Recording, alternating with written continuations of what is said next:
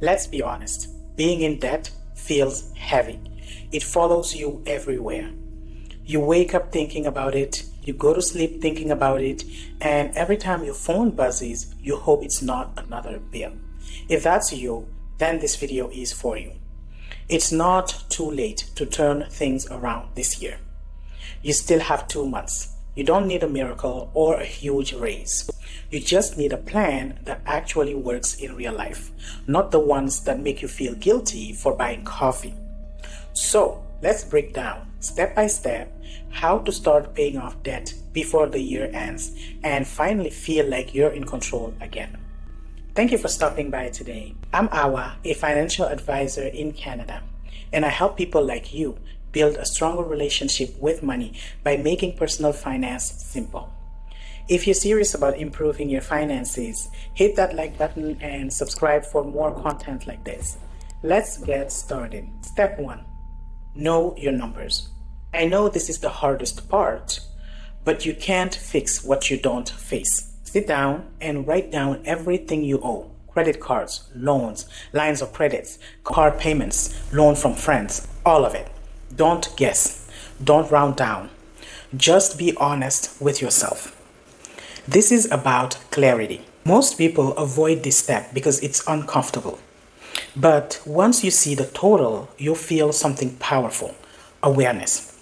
And awareness gives you control. You can't start winning the game until you know the score. Step 2. Build a mini emergency fund. This might sound strange, but before paying off debt, you need a small cushion, a mini emergency fund of $500 to $1,000. Because here's the thing, if you don't have even a small backup, every unexpected expense, a flat tire, a medical bill, a broken phone, will push you right back into debt. That small safety net protects your progress.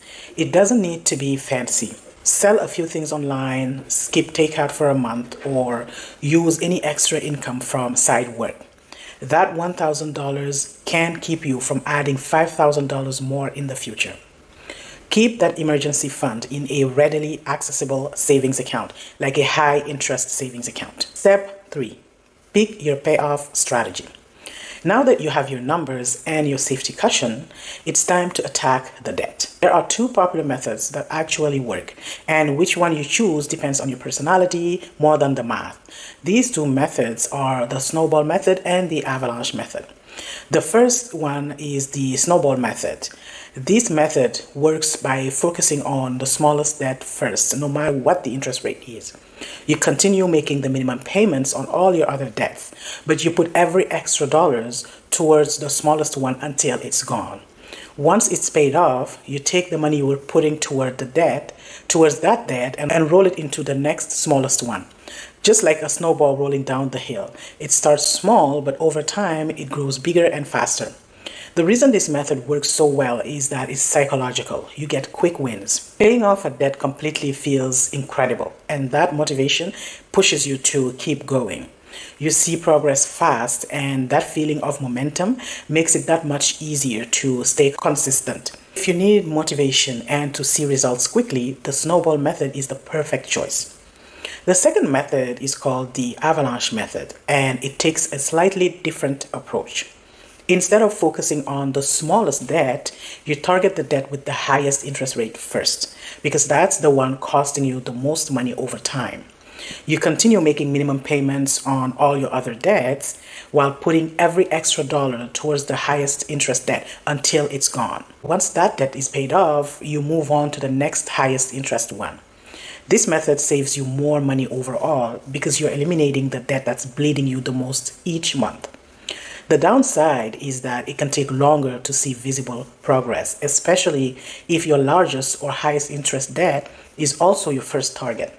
But if you can stay patient, the avalanche method can help you get out of debt faster in the long run and save hundreds, even thousands in interest. There is no right or wrong choice between these 2 methods. It all comes down to what will help you actually stick with a plan. If you need motivation and quick wins, the snowball method is ideal. If your priority is to save the most money over time, the avalanche method is the best method. The most important thing is to stay consistent, because no matter how small the step might feel at first, every payment brings you closer to being debt-free. Step 4. Cut the hidden leaks. This is where most people miss the mark. They focus on paying off debt, but forget to stop adding new ones. Go through your bank statement line by line. Look for subscriptions you don't use, memberships you've forgotten about, or random subscriptions you don't, small charges that quietly add up. Cancel or pause anything you can live without, at least until you are in a better financial spot. Even saving $100 or $200 a month from cutting waste can make a huge difference. That's money you can put straight into your debt. Remember, the goal isn't to punish yourself, it's to free yourself. Step 5. Make extra payments whenever you can. Every dollar you throw at your debt now saves you interest later. Even $20 here, $50 there, it adds up faster than you think. If you get a tax refund or work bonus or sell something you don't use, put at least part of it toward your debt. You're not just paying down a balance, you're buying back your freedom, one payment at a time. Step 6. Change how you think about debt. This part is more mental than financial. Debt isn't just numbers, it's emotional.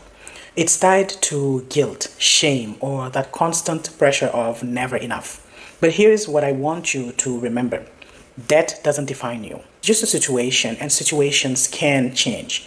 Once you start taking small, consistent steps, you'll feel something you maybe haven't felt in a while. Hope.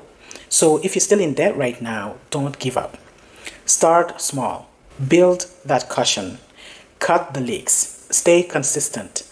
You still have time before the year ends to make real progress. And imagine how good it will feel to start next year not behind but ahead. If you found this helpful, give it a thumbs up, subscribe to Money Chronicles with Awa, and tell me in the comments below, what's the one expense you're cutting before the year ends to free up extra cash? Thank you for watching. Until next time.